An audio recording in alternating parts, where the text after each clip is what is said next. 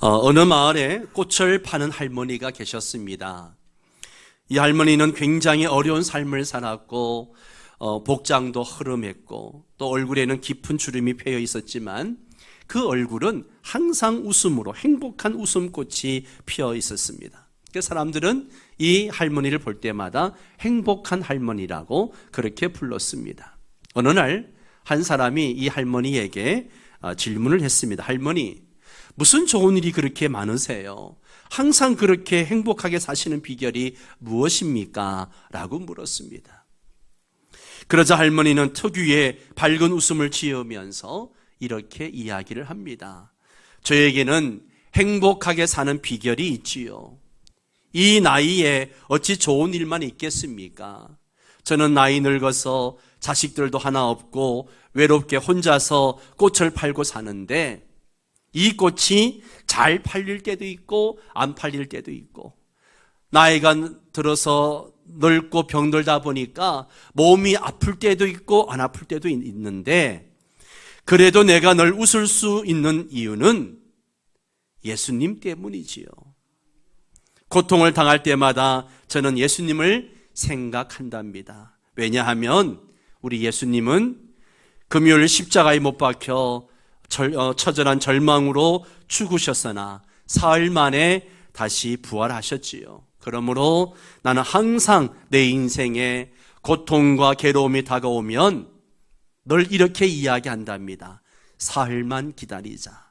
사흘만 기다리자. 사흘만 기다리자. 오늘 내일 고통이 다가와도 사흘이 지나면 주님께서 부활하신 것처럼 나에게도 즐거움이 다가올 것이니 절망하지 말고 사흘만 기다리자. 이렇게 다짐하지요. 그렇게 대답을 합니다.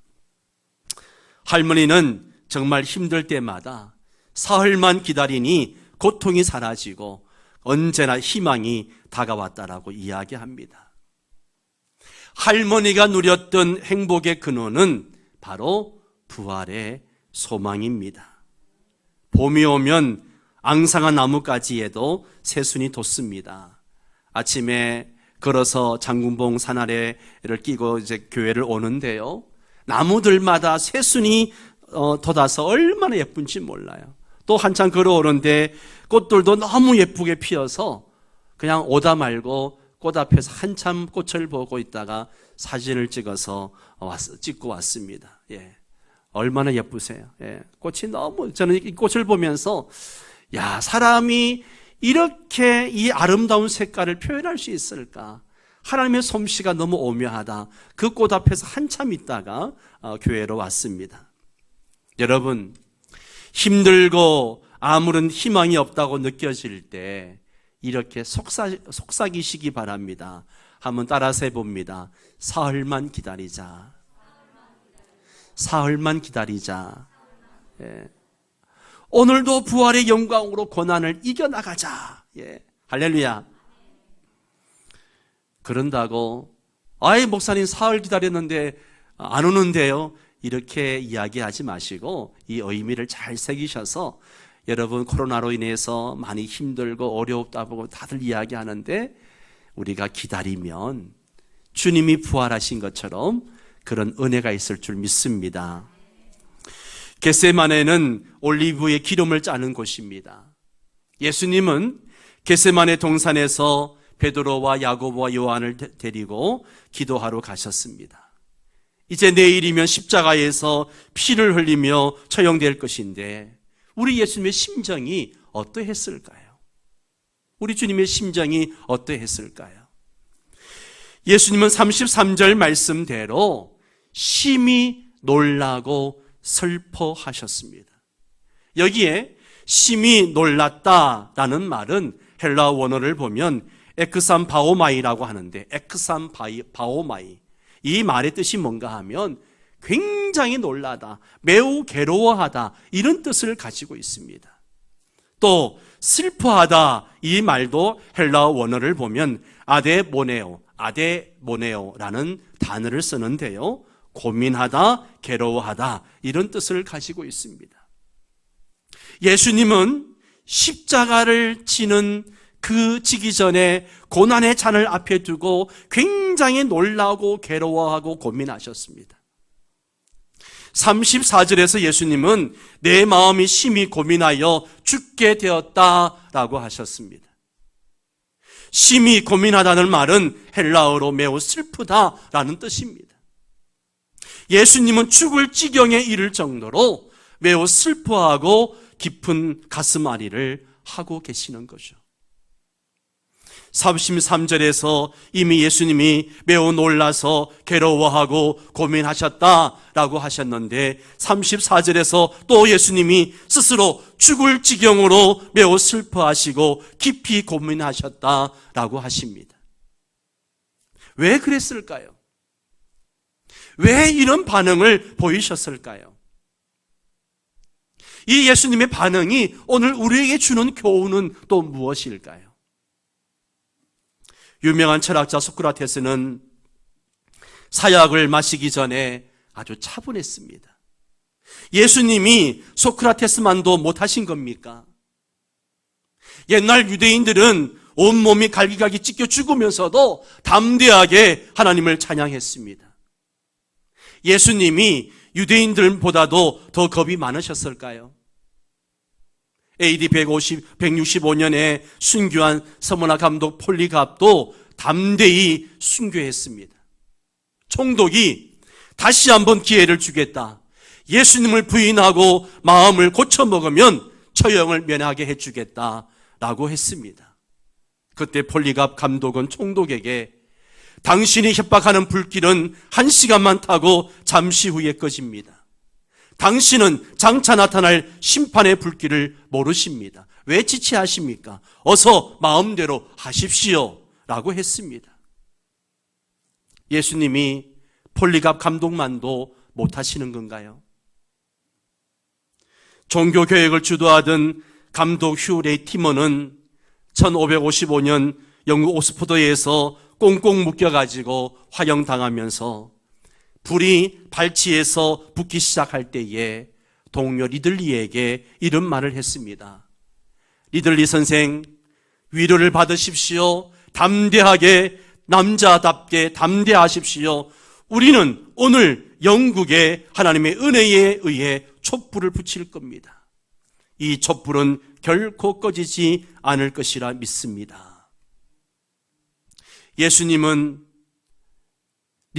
레티모보다도 왜 더 멋지게 죽음에 대처하시지 못하셨을까요? 예수님이 크게 놀라신 것은 십자가에서 죽으실 것을 몰라서 그러신 것이 아닙니다. 예수님은 십자가에서 피 흘려 죽으실 것을 다 알고 계셨고 이 이야기를 벌써 제자들에게 몇 번씩 아주 구체적으로 말씀을 하셨습니다. 예수님은 십자가에서 처형당하실 것을 다 아셨는데 왜 깜짝 놀라셨을까요? 예수님은 미리 다 아시면서 왜 심한 충격과 공포와 슬픔과 고민에 빠져 계셨을까요? 예수님은 그때까지 어떤 일에도 충격을 받으신 적이 없습니다. 환생병자 앞에서도 충격을 받지 않으셨습니다. 중풍병자가 지붕을 뚫고 내려질 때도 충격을 받지 않으셨습니다. 배가 뒤집힐 정도의 파도 앞에서도 충격을 받지 않으셨습니다.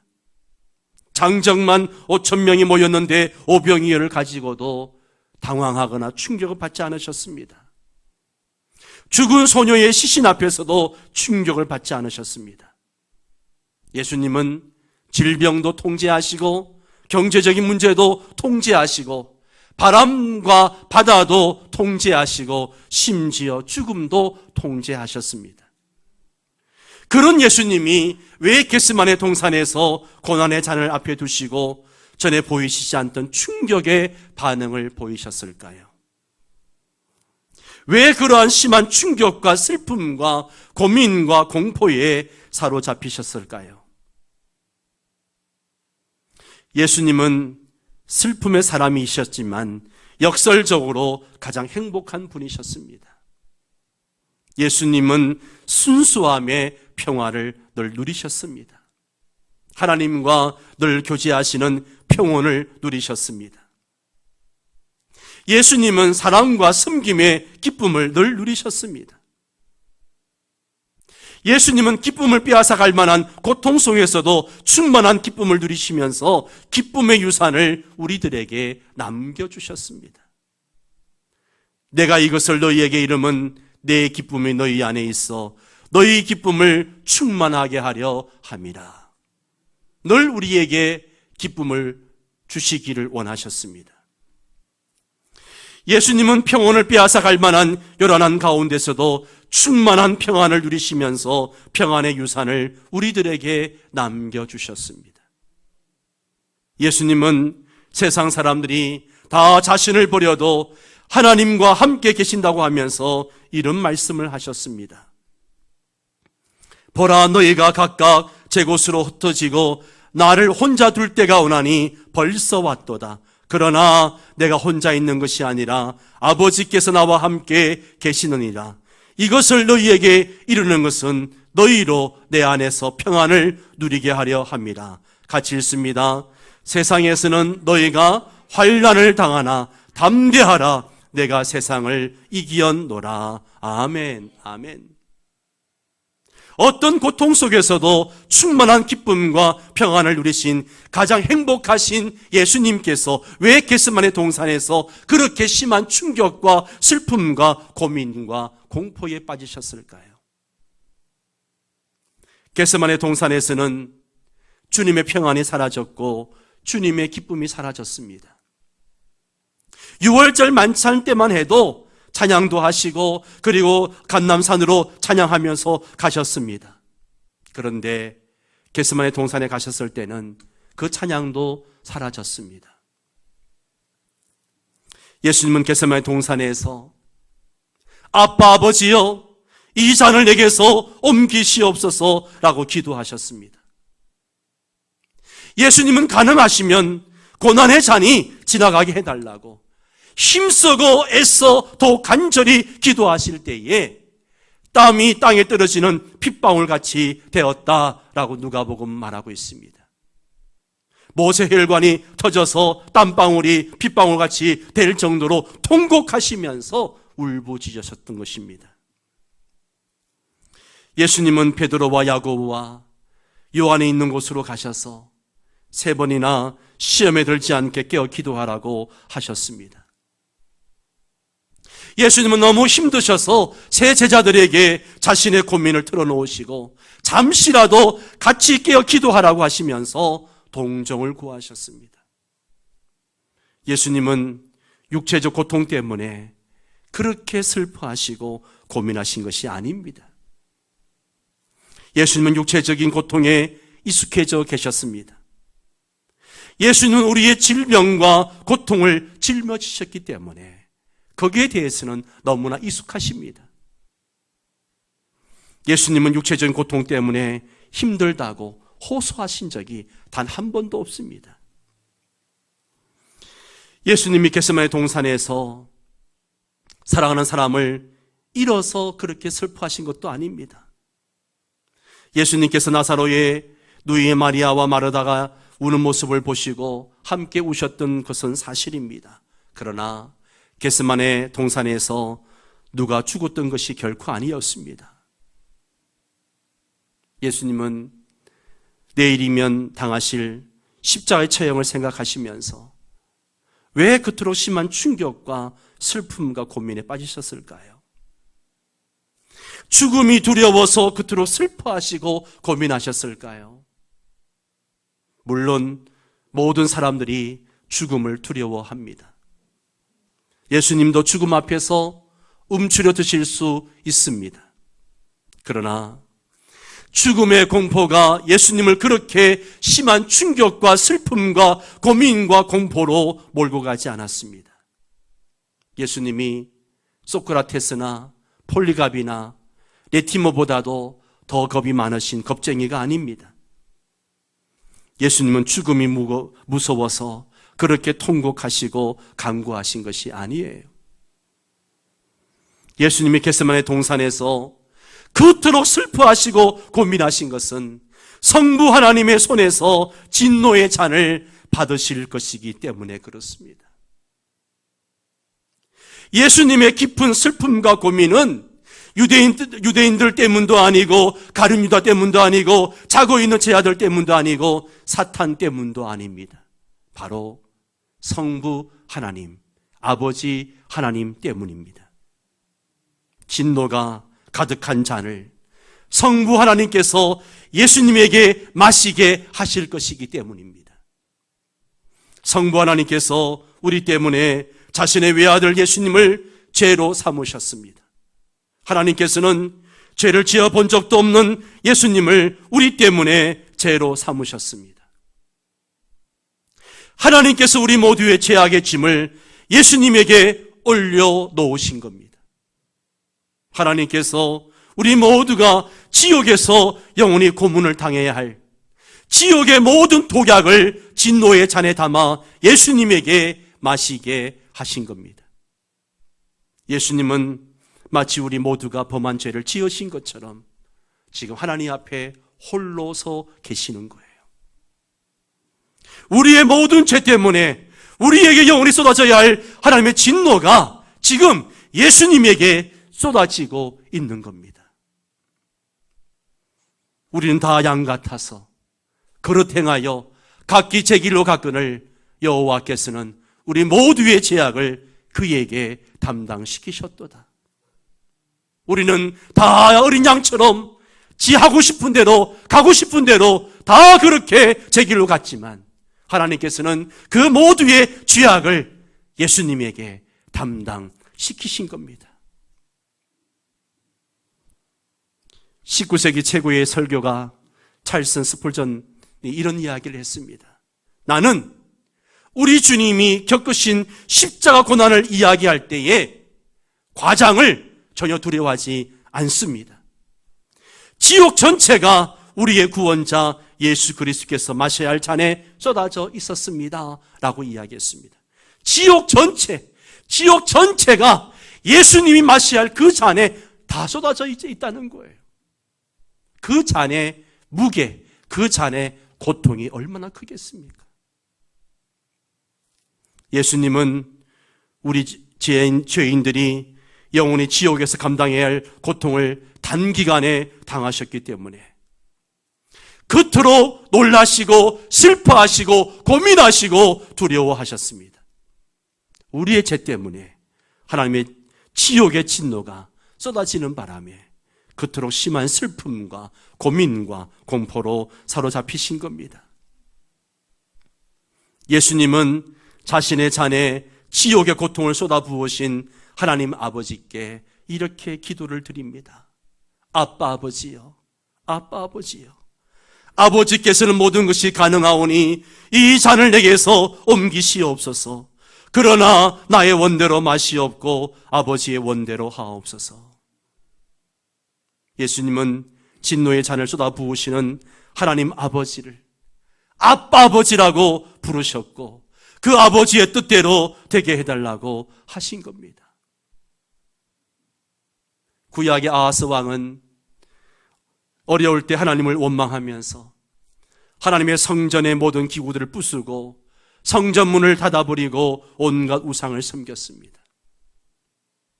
그러나 우리 주님은 자신에게 최악의 진노를 쏟아부으시는 하나님으로부터 가장 멀리 도망해야 할 가장 어려운 시점에 가장 가까이 다가가셔서 아빠 아버지라고 하시면서 나의 원대로 마시옵고 아버지의 원대로 하옵소서라고 기도하신 겁니다.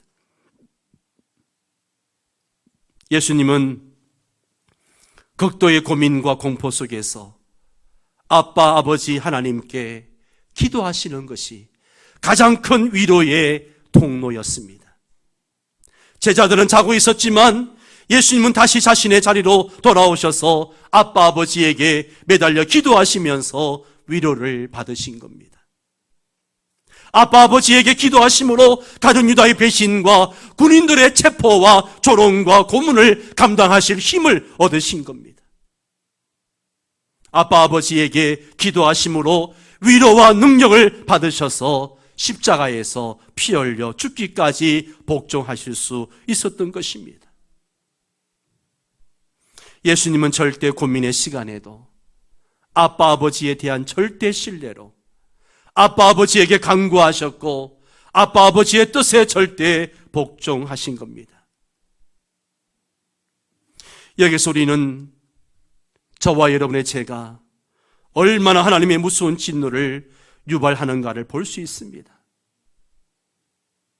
우리 모두의 죄는 우리가 지옥에서 영원히 고통과 고문을 당해야 할 갚을 만큼 무겁고 큰 것인데 예수님께서 겟세마네 동산에서 우리 대신 그 고통과 고문을 당하신 겁니다.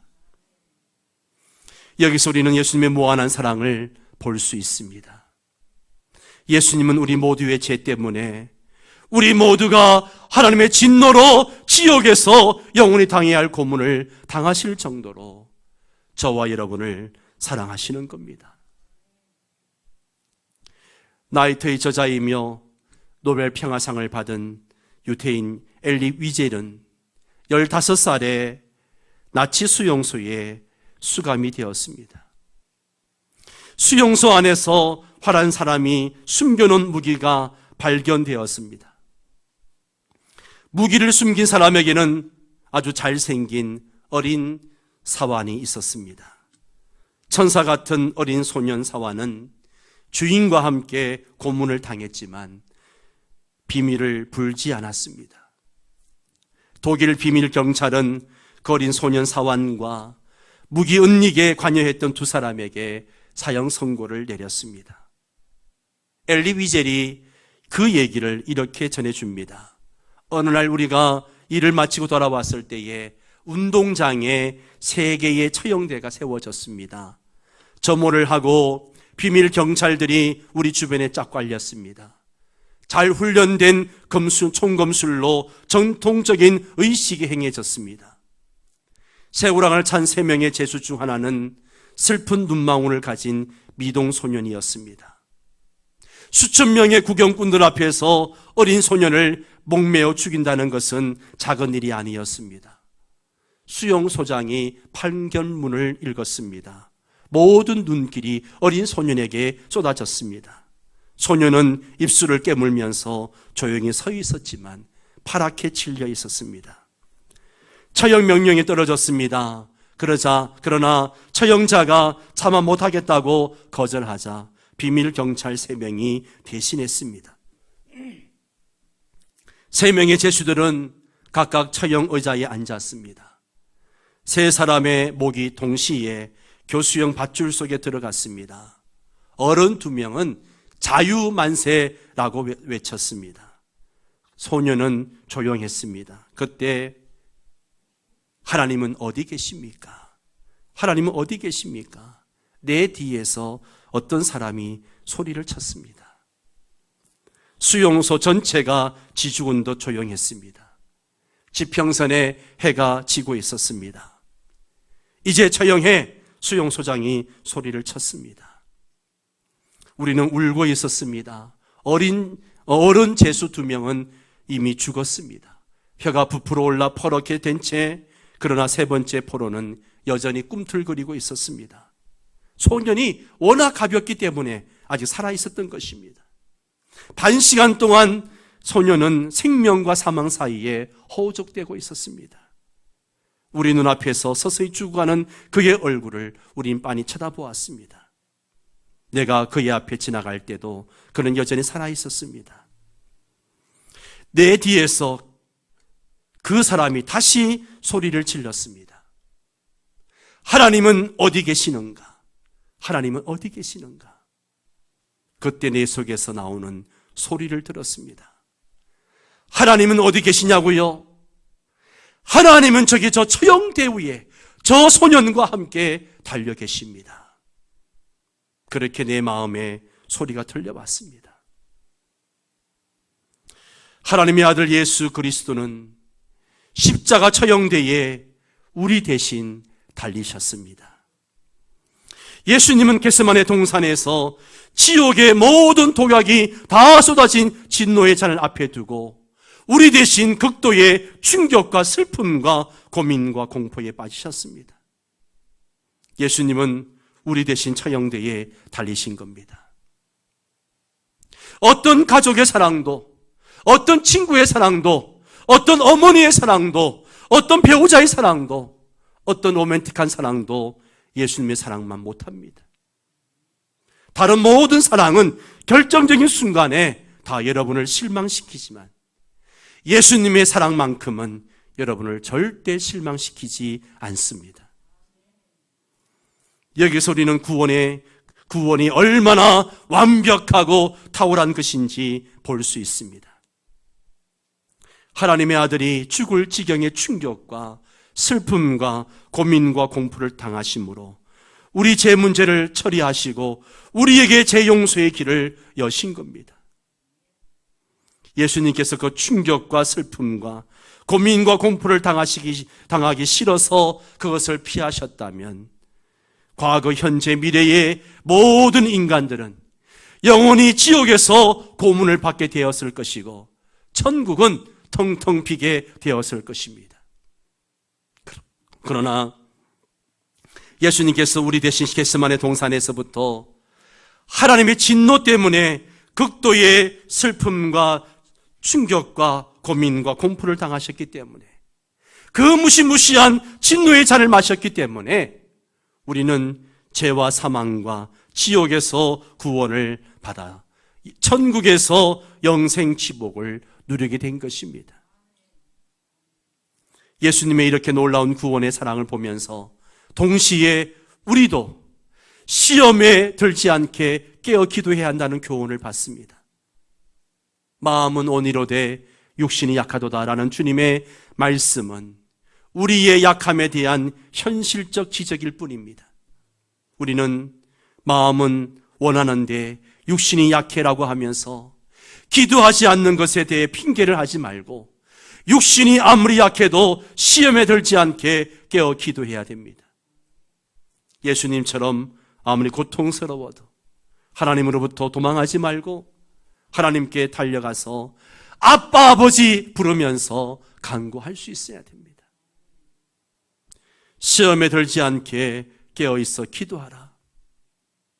아무리 고통스럽고 아무리 고민스러운 순간에도 아빠 아버지에게 깨어 기도하는 것이 시험을 이기는 비결입니다.